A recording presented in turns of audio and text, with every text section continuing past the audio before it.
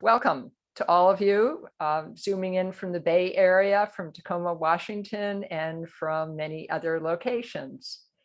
I'm Mary White, one of the co-chairs of WEED, with co-chair Manoush Zumwardiniya, who's also our web host.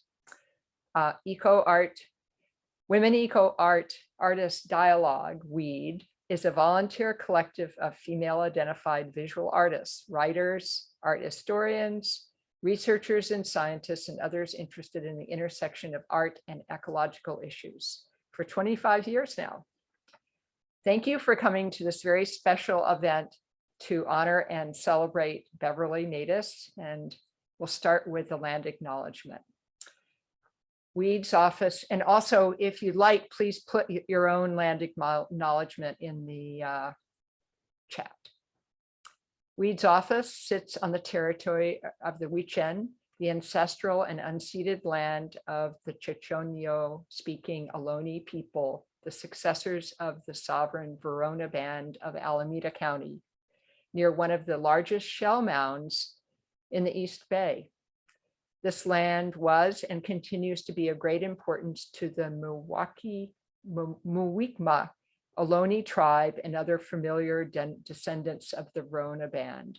We recognize the Muwekma Ohlone tribe, who are campaigning to become federally recognized, the Association of Ramaytush Ohlone, who are researching and revitalizing and preserving Ramaytush Ohlone history and culture, and the Confederated Villages of Lezon and Sogodote Land Trust, who are working to return native lands back to Indigenous stewardship. We'll start with a little Zoom housekeeping. We'll be recording this presentation, so please keep your audio muted. If there's extra noise, the host may mute you. After Beverly finishes speaking, we'll stop the first recording, and then we'll start a second recording for the questions and answers. So if you have a question during the presentation, please put the questions in the chat and we can read them, and actually at the beginning of the second session. WEED's vision is to continue for another decade. And so we're in the midst of a 25 years of WEED campaign, and please give generously to support this vision, either by visiting the donate button or weedartist.org or sending a check. And it's particularly important now because our 2012 website needs major upgrading. So now I'd like to introduce our team, Manoush, who's also the host, Christina Bertia, who's a co-host and vice chair or secretary, and vice chair, Sharon Siskin, who will now introduce Beverly. I'm really happy to introduce my friend Beverly. Beverly Naidus's art life has straddled the socially engaged margins of the art world. Artful activism, collaborations, and community-based art projects. Much of her work deals with ecological and social issues that have adversely affected her and those around her. She often works with others to develop strategies that might heal those challenges. Her most provocative installations evoke stories from visitors, so explicitly soliciting stories and images from the community has become a part of her process early on. Remediation and reconstructive visions are key concepts that guide her work. Her primary forms are audience participatory installations, photo text projects, and artist books. She's shared her work in city streets, in alternative spaces, university galleries, and major museums. Her work's been written about in many books and journals, and she has developed an international audience. After successful chapters in New York City and Los Angeles, including fruitful periods in Minnesota, Halifax, Nova Scotia, and Western Massachusetts, she's made a home in the Pacific Northwest since 2003. Beverly is taught art as a subversive activity in New York City museums, at the Institute for Social Ecology, California State University, Long Beach, where she had tenure, Goddard College, Hampshire College, and Carleton College. And as a tenured and now retired member of the University of Washington Tacoma faculty for more than 16 years, where she shaped an innovative interdisciplinary studio arts curriculum in art for social change and healing. She's the author of Arts for Change, Teaching Outside the Frame, a book that is shifting studio arts curriculum around the world, and has written and published many essays on eco-art and social practice, as well as a few works of speculative fiction. She recently published a limited edition artist book, Not Just Words, a 30-year exhortation to love and resistance. I'm so happy to introduce Beverly to you. Thank you so much, Sharon. And thanks to everyone who's come this evening. I'm really honored to be here and grateful for the invitation to speak. My relationship with weed is actually, now I can say it's a long one. Since I moved to the West Coast, back to the West Coast in 2003, I've considered the Bay Area one of my nodes, my cultural nodes. It's one of the places I consider home, and it's because of weed. I have family there as well, but weed has always welcomed me. I've been able to share my work and my students' work at Pioneers because of weed, and it just makes me really happy to be able to share more recent projects with all of you today. So be patient. I'm going to share my screen now, and it always takes a minute. Well, no, it didn't this time. I'm so happy that it worked. So I'm going to start out with my own land acknowledgement and take you through a series of projects that I think speak to this threshold time that we're moving through as not only communities, but as a global manifestation of shifting our way of thinking about what we are as human beings and how we relate to the more than human world.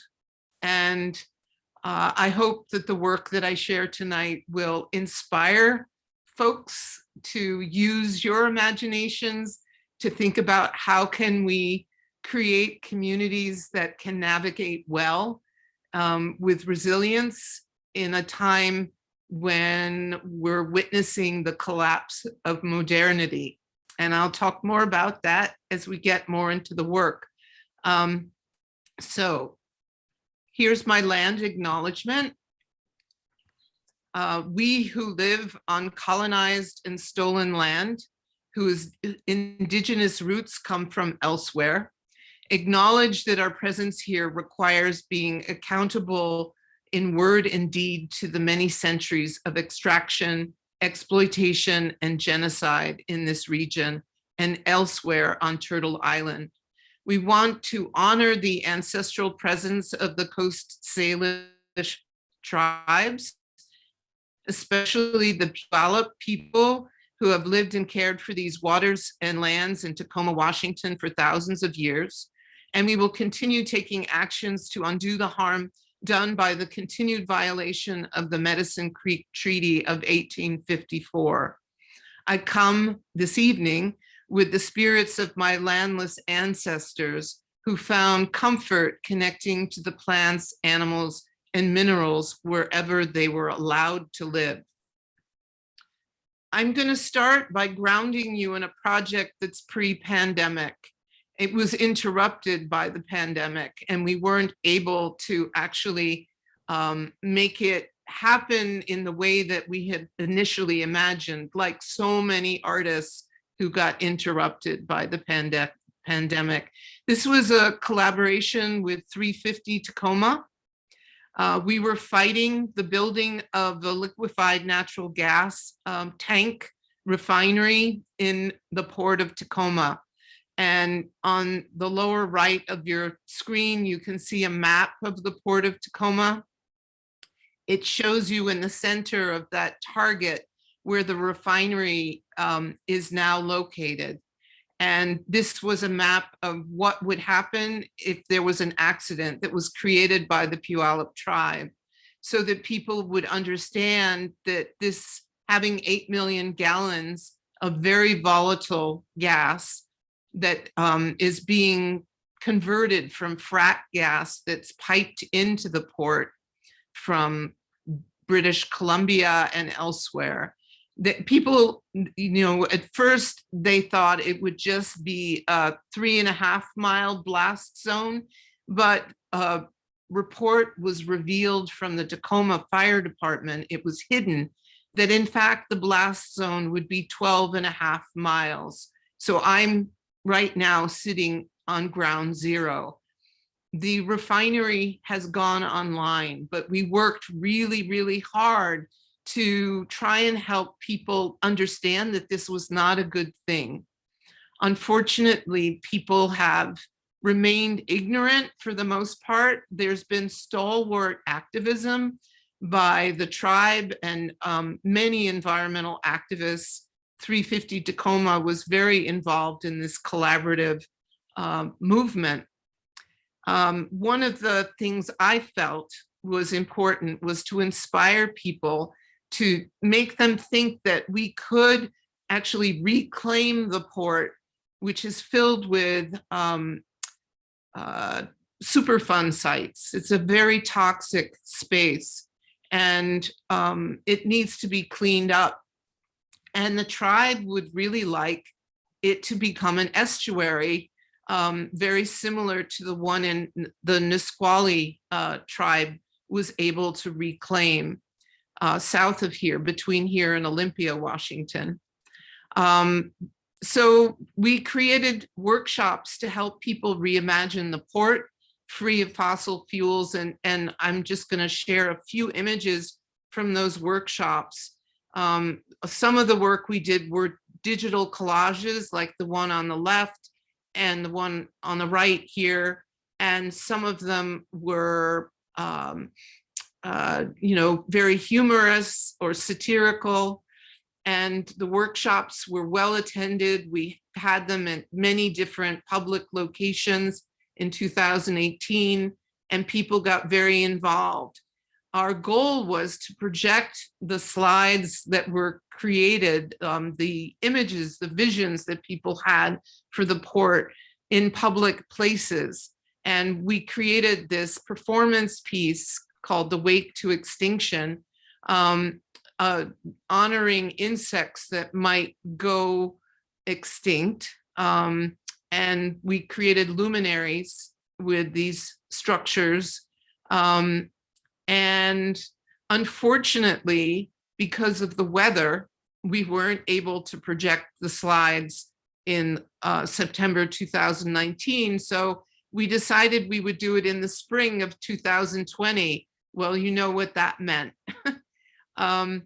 So in the summer of 2020, there were some of us who felt it would be important to do some projects on the storefront windows of 350 Tacoma. And since we were experiencing fires all along the West Coast, and it was almost impossible to breathe outside during that period, I invited a local artist whose name is Sayari Rafay, and I believe that Sayari's here with us. Sayre, I'm sorry, I mispronounced that. And I asked Sayre if she could bring together some other artists, and we were able to work together, masked in the storefront of 350 Tacoma, and create imagery to put up on the windows. So we wanted to inspire people. And the artists who Sayre found, and Sayre's on the right in this slide on the left, include Speak Thunder Berry, who is from multiple tribes, Elle Gray, who was very active in the Black Lives Matter movement functioning as a shield, a white shield, and Gerardo Peña, who is a DACA artist. And here I am working on Speak Thunder's design with Cyre. And this is what they look like in the windows. I don't have all of the windows here. There were probably 8 different windows that we filled with images to try and inspire people in the summer of 2020. And we did an online Zoom so that people who didn't want to leave their homes could see and hear from us. It was the first time that I had done a live Zoom, and we actually were bombed by some right-wing white supremacists, and they put a lot of anti-Jewish racist comments into the Zoom until someone from 350 Tacoma took over facilitating the Zoom and was able to expel them. It was not a great feeling to have that happen, but the energy that our collaboration was able to create inspired me to want to collaborate more. I was invited by a local book artist to participate in a show called Science Stories. And one of the requirements to participate was to find a scientist who you wanted to work with to create an artist book about their research. And I decided to work with Dr. Christopher Schell, who was on the faculty at the University of Washington in Tacoma during the early part of the pandemic. And his research as an urban ecologist has been on coyotes and their relationship to gentrification and racist housing practices. And this was fascinating to me. So here's the plate that I put inside the box with the book. Dr. Schell's research inspires us to see urban coyotes as teachers of adaptability and resilience. We need to shift our attitudes to this clever carnivore for more skillful coexistence. Habits of prejudice and systemic discrimination also influence our behavior towards fellow humans. Structural racism and ecocide walk hand in hand. Collective action is needed to overcome them. So here are some of the pages. I'm not going to show you the whole artist book. It's now on display at the Collins Library at the University of Puget Sound, and it will be traveling around the country. The book has been purchased by a local collector who collects artist books, and I'm planning to make a multiple because people feel that it's an important message to get out.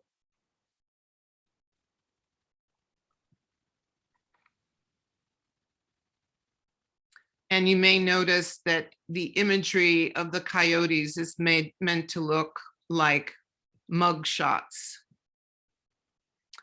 So now I'm going to frame a body of work that was very recently completed and is currently on display at the Tacoma Community College Gallery for one more week.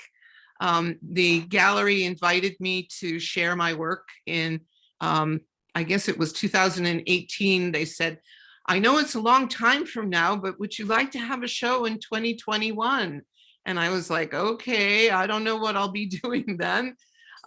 So I want to frame the body of work I created in a way that you'll understand it. Back in the late 90s, I was disabled by an environmental illness, and I needed to figure out how to heal from that. And one of the ways I was healing was by leaving my tenured job in Los Angeles, where I'd been exposed to aerial spraying of malathion, which is a pesticide. And we moved from there to Western Massachusetts. I was no longer able to use art supplies. I had become what is known as a universal reactor. The load factor in my immune system was very high because I had been exposed to pesticides as a child. My father was a chemical engineer and a gardener, and he used the cutting edge technology of the 1950s and 60s, which included dioxin, DDT, chlordane, and malathion. So I started researching what those chemicals were about, how they had been converted from being weapons during World War II for biowarfare into products that were used in domestic life. And I found ads like the one on the right, DDT is good for me, that were trying to make these chemicals look friendly. And I inserted within those ads stories of people I was meeting in clinics. And I did portraits of the sick people I was meeting and put their stories into this ad for Monsanto, which I culture jammed into and turned into Monstore, and put information about pesticides and how useless they are. And my son was watching me paint on the computer, and he said, "Mom, why are you always painting sick people?" And I realized at that point that all the work I was doing through diet, nutritional supplements, herbs, acupuncture, all of that wasn't enough, that I needed to start painting my healing. So the first image I created was this healing Buddha on the left. And then when I was diagnosed a couple of years later with thyroid cancer, I created this healing serpent image based on visualizations I was doing to remove the cancer from my thyroid gland. I got well from doing the images. And because I discovered that just painting healing deities made a difference in terms of my body's response to the toxicity within it, I felt not so much like a superwoman, but that imagery can make a huge difference in everyone's life in terms of healing. I was raised in an agnostic home. So for me to be painting images of deities was a little bit strange. I was very skeptical at first when I was doing these images, but many people responded so positively to them that over the years, I kept thinking, I need to do more of these. I need to do more of them. And I think the last one I did in this series was in 2008. And I think she's coming up. Yeah, Artemis confronts the climate emergency. So I decided that I needed to make some pandemic healing deities, and you'll be seeing some of those in a minute. In 2018, the collective that I've been working with in Seattle helped me prepare an installation to invite the audience to step into their activism. That installation was called We Almost Didn't Make It. And here you see three of my collaborators, Camilla, Matt, and Carol Roshana, who helped me brainstorm this project and helped me install it in Seattle. These are trauma curtains that people had to walk through in order to participate in the installation.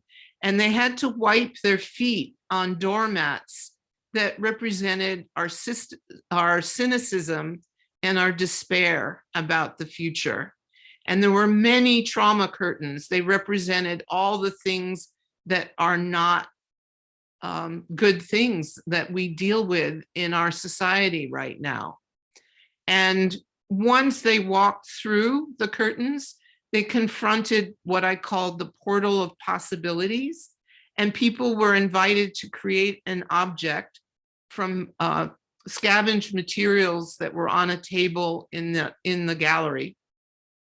And the object was supposed to represent something that may or may not exist in 150 years. And into that object, they were to place a commitment to an action that might help future generations not only survive, but thrive. And before they placed the object in the portal of possibilities, they had to wipe their feet on perhaps words that were familiar to them, like it'll never get better, or I'm overwhelmed, or we'll never agree, or revolution is too scary, or we should just go extinct. So and this is the work table. The installation was also put up in Anka Gallery in Brighton in England. And they were extremely thrilled to have this installation there. People came in from the street not knowing, because it was a storefront, not knowing that it was a gallery, seeing the trauma curtains, and were very interested and curious.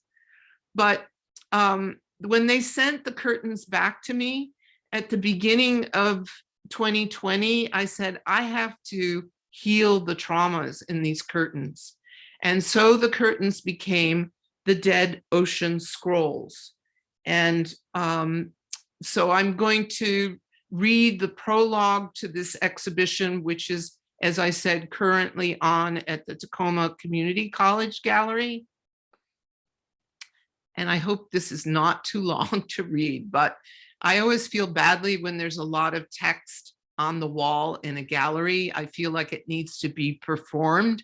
So I'm going to try and read this with some dramatic emphasis so it won't feel too long. This was a time that required a molting of identity or a shedding of behaviors, habits, and expectations so that we could quickly adapt. To say it wasn't easy is an understatement. There was endless scrolling and swiping to avoid feeling the wretchedness of it all. Online streaming was, for those who could afford the time and cost, was at an all-time high. Many fought this process and used all sorts of subterfuge to dodge the grief. Others had been preparing for such a collapse for quite some time, maybe because they had already experienced various forms of ruin, and as a result, had patched together some hard-learned skills to manage the pain. So it went. Days when it was just about survival strategies, finding new ways to overcome the isolation, reevaluating life goals in relation to this new reality, moving through daily life with as much grace as one could muster. Yet for more than a few, this wasn't enough. It was clear that what had passed as normal was a nightmare for many. For those without power and critical thinking skills, those who were easily seduced by various snake oil salesmen and the rabid racism available at media outlets, their fear genes were pinged 24/7 into hoarding and hate. They ran helter-skelter into whatever beckoned their adrenaline-soaked systems, and they terrified many others. Their blind capacity for chaos began to alarm those who'd been gliding by thinking they were protected by money or position. Smugness won no safety. Yet in many cracks in the seams of the collapsing structures, one could find those who had honed their rage at injustices with clear thinking and imagination, They were not so easily manipulated. Their marginalization as outliers and questioners of all things in dominant culture, survivors and resistors of all sorts of oppression, those who were queer identified, people of color, disabled folks, witches, and folks emerging from the rubble of capitalism had made them not only skeptical and cautious, but experts at weaving together the threads of what was happening, even when it threatened to overwhelm. They were more likely to organize into slices of culture that fermented dreams, zooming into each other's spaces when regions needed to be traversed, and making embodied spaces in parks, yards, streets, and sidewalks. And as fears of the variant viruses waned, eventually indoors.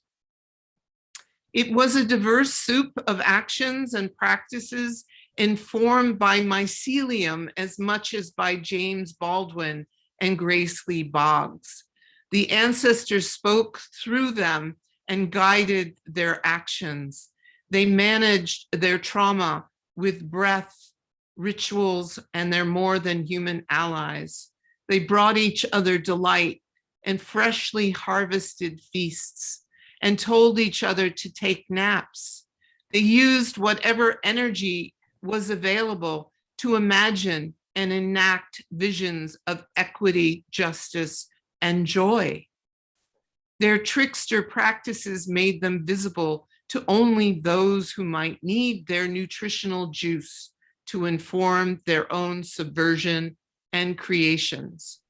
And so, through this chaotic threshold we moved, a whole contradictory mess of us, hopes and fears pasted on our often weary faces, not knowing what was on the other side, but the conveyor belt of time speeding up and then slowing down kept us in motion, even as some of us clung to old patterns.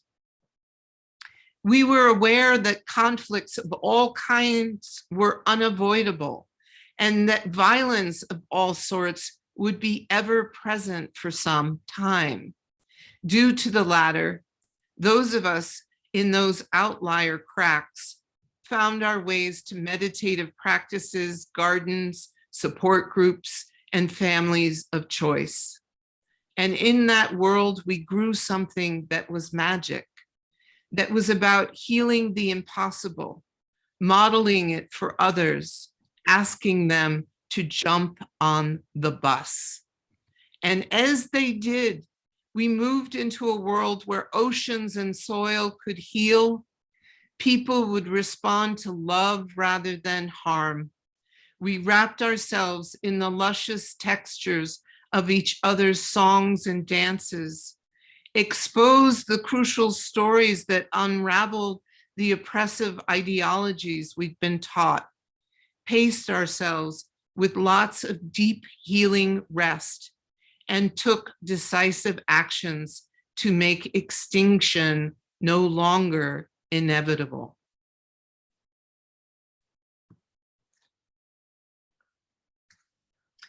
And so I took the trauma curtains, like the one on the left, and I started painting over them. I glued tracing paper onto the surface of the plastic, and working with plastic was not fun. I hated it, but I reminded myself that it was an irony that here I am, the daughter of a chemical engineer who was a plastics inventor. And I was taking this material that will last probably as long as bronze and trying to turn it into something that represented this shift that I so want and we so want to happen. So into these webs that I painted on each trauma curtain, I placed text like the brutal legacy of exploitation was deep, it could not be ignored. To liberate ourselves, we spent time processing the epigenetic damage. The healing will continue for generations.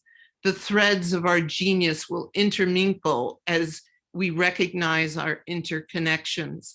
And I also placed into the tumors and blisters of each trauma curtain a healing deity. And this is the liberatory deity. Here on the left is another trauma curtain, and on the right is the transformation of that trauma curtain. And in this one, we sat with our feelings of grief, opening up and breathing through them. We saw ourselves in the soil, the water, and the air. We taught this wisdom to the next generations. And you might wonder, why did I use a web image in all these? I worked intuitively, and for some reason, the web just arrived. I want people to see that everything is interconnected, like a good social ecologist, that the social justice issues and ecocide are completely in bed with each other. On the left and on the right are the early trauma curtains that were sewn together from scavenged plastic. And in the center is the healing of it with the weather calming deity in its center. And it says, we planted millions of trees by creating healthy soil. We restored the water cycles. We did this work with focus and compassion, knowing that failure meant extinction. The very first pandemic healing deity that I did was Yemaya. I've always identified with this Orisha from Santeria. She is the saint or the goddess of the ocean.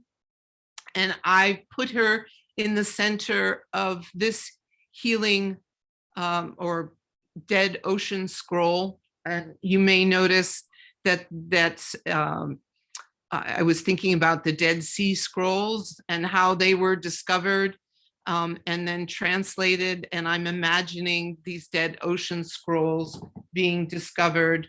And in this one, it originally said another murdering cop walking free.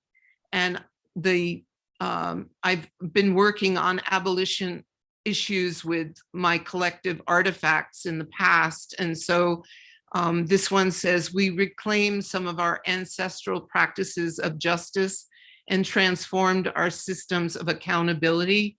Punishments were understood as counterproductive. This original trauma curtain said, monsters in power with fingers on buttons. And I changed it to say, we took apart the tools of destruction and patiently sat with our shadow selves. We learned to share power so that everyone's voice was heard and collaboration was a virtue. And into this one is the deity who juggles. I should mention that all of these deities were created on my iPad with a program called Procreate. I have a very old desktop computer and with a big screen, a 27-inch screen. And when I would transfer the small images onto that big screen, I would be like, oh no, that doesn't work. And then I would send it back to my iPad to rework and then back to my big screen. My friends who helped me install the show said, Beverly, we think at this point, you need to buy a new computer. A 12-year-old desktop needs to be shelved. And I said, no, I can't do that. I don't want to buy something. So I'm trying to figure out a new way to get a tablet to work with a screen without having to buy a whole new computer. We'll see what happens. This one on the left originally said radioactive oceans and drowning in plastic. And into it, it says our more than human allies, resilient fungi and resourceful bacteria went to work cleaning up the toxins made by modern civilization. And this is the navigator bodhisattva. Here is blissful goddess inserted into the trauma curtain that said one paycheck away from the street. And I placed a rose in the center of this one because I was thinking about bread and roses. As access to basic needs began to diminish, we discovered that neighbors became more generous, opening their doors to those in need. The necessity of rebuilding our world had broken our hearts open to recognize our lack of separation. This is, originally it said no refuge for refugees and hate crimes increasing. And I put into this one the migrant deity. And it now says more refuge for refugees. And I'm not going to read the small print on this one because you get the idea. The one below is the forest bodhisattva. And this is magic mischief deity. This one says, we revived initiation rituals so that the brutality of patriarchy's long reign could be healed. We dissolved patterns of consumption by starting with gratitude for the way the earth nourishes us. And we created many ceremonies to honor those gifts. And the original trauma curtain said, everywhere rape, everywhere extracted, everything extracted and consumed. These are the liminal muses who sit on the dead ocean scroll that said, ice caps are already melting, sea levels rising. And this one says, as the coastlines became unlivable, we helped each other migrate inland. This transition was full of hardship, but we were resourceful. We were able to adapt our housing and our gardens to the changing climate, sharing our harvests and skills. And you probably are thinking as you're listening to this, boy, is she optimistic. I had to do this for my own well-being. I know it is nearly impossible for this to happen, but I believe that the nearly impossible happened to my own body. I was deathly disabled and I was able to get well. And it was through not only my art making, but through support of my community and so many other things.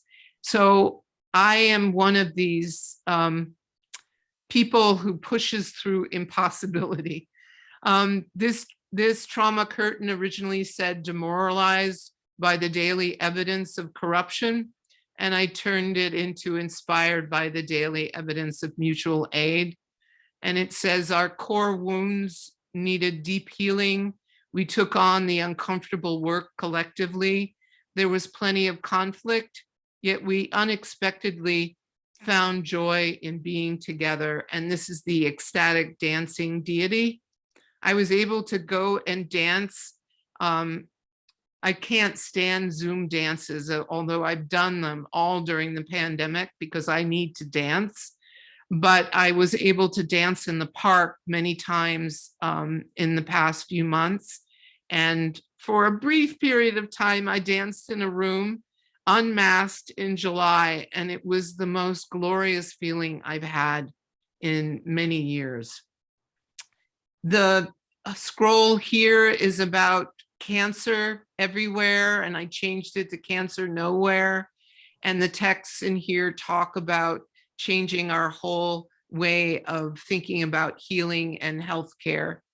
The nurse deities are peeking out of the tumors and blisters in this dead ocean scroll. And another deity that's been a favorite for many of my friends who are into mushroom ceremonies is the mushroom goddess. This is the fire dancing deity on the left and tree spirit on the right, sitting still bodhisattva, and the garden witch bodhisattva. There are 30 pandemic healing deities, and since the show went up, I've created another 15. I cannot stop. I'm obsessed.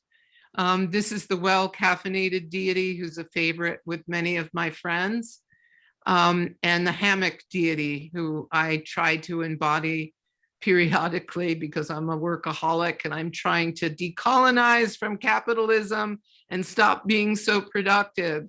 So this non-binary deity is a very important one to me. And I'm going to close this section of my talk because I have one more project to discuss this with the epilogue that's in the show. And it's a very important part of the show. It's not as long as the prologue. At this time, when all seems lost, we need to take heart from those who have been most marginalized and oppressed. Our neighbors of African and indigenous descent have long histories of resistance in the most hostile and brutal of environments. Yet they persisted, as have women, as have queer folks, and so many other peoples discarded and abused who pushed through their internalized oppression. We need to believe in a future despite the endless evidence that tells us otherwise, and do our best to imagine what might heal these wounds, many of which seem impossible to heal. What would it look like if everyone could sit with the discomfort of doing this work? What would it feel like if we recognized our interconnections with each other, the ecosystem, and the cosmos? What needs to melt inside us to see these deep truths? What about our despair makes us blind? It still seems possible to arrive in such a place through fearless joy and gratitude that moves our grief. Will you join us? The future is as yet unknown. And Akilanda, the goddess of never not broken, was actually commissioned by a woman that I used to do yoga with in person. She told me about this goddess. I'd never heard of her. And I said, she is definitely representing what so many of us feel every day we break in this time. Every day we have to put ourselves back together. Every day we have to sit with our grief, and every day we need to haul up the gratitudes of being in the present moment. And I should mention, because I didn't mention it earlier, that Joanna Macy and Thich Nhat Hanh were my teachers back in the 80s. And Joanna continues to be a friend and a teacher of mine. Without their grounding, I would not be able to do this work. The last project I'm going to discuss is the Story Hive project, and I created a Story Hive model in the gallery at the Tacoma Community College so everyone could contribute stories about how they've navigated the pandemic, what skills of resilience they've developed, what challenges they're still facing, what support they might need, and what their dream is for the world we can co-create now. I've created the first Story Hive for my eco art project on Vashon Island called Eden Reframed. This project was inspired by my husband's organization, Seeds, Social Ecology Education and Demonstration School. He wanted to demonstrate how to heal toxic soil on Vashon Island. The soil in the south of the Salish Sea is contaminated by arsenic, mercury, lead, and cadmium because there was a smelter in Tacoma up until the mid-80s. And the smelter plume particulate that contaminated soil all over the South Puget Sound. So we used mushrooms and plants to bioremediate the soil, and I learned permaculture design and worked with some permaculture designer consultants to create this project. There was a food forest. There still is a food forest. The project still exists. This is the Story Hive that gathered stories from gardeners and farmers on the island, and people came for celebrations for the equinoxes and the solstices, and we decorated the hive. This project was completed in 2011, and it continues to this day. People are still leaving stories and gardening on Vashon.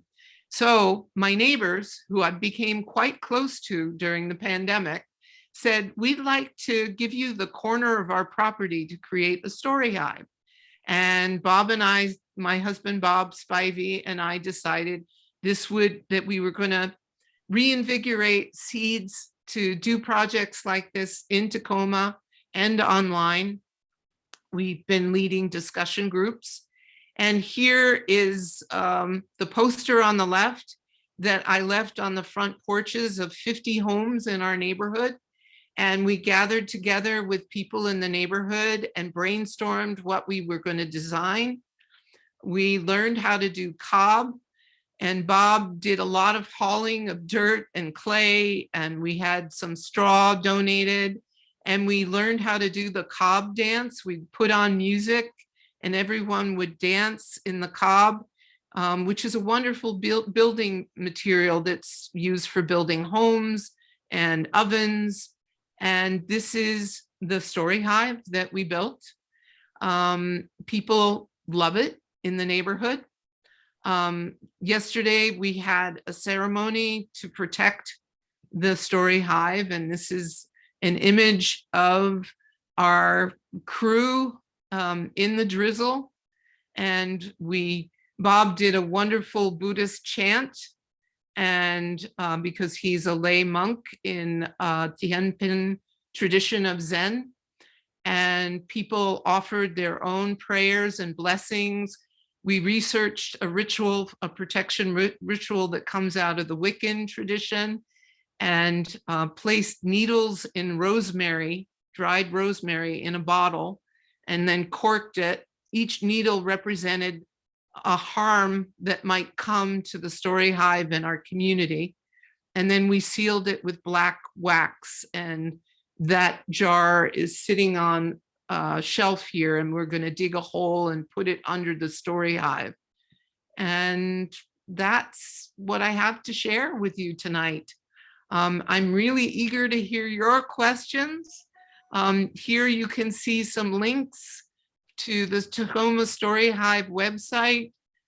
Seeds has a website that is just beginning. We're going to have more courses that we offer online and workshops that we offer online. There is an Arts for Change page on Facebook, which you're welcome to join. And if you're interested in creating your own story hive in your neighborhood, just email me or just do it. And I am going to conclude my slideshow there and see who's here and who has questions for me. Thank you. Beautiful. Let's give Beverly a round of applause. Thank you. So what we're going to do is close this recording, and then we'll start another recording, and you can put your questions in the chat, or we may just be able to people raise hands. So I just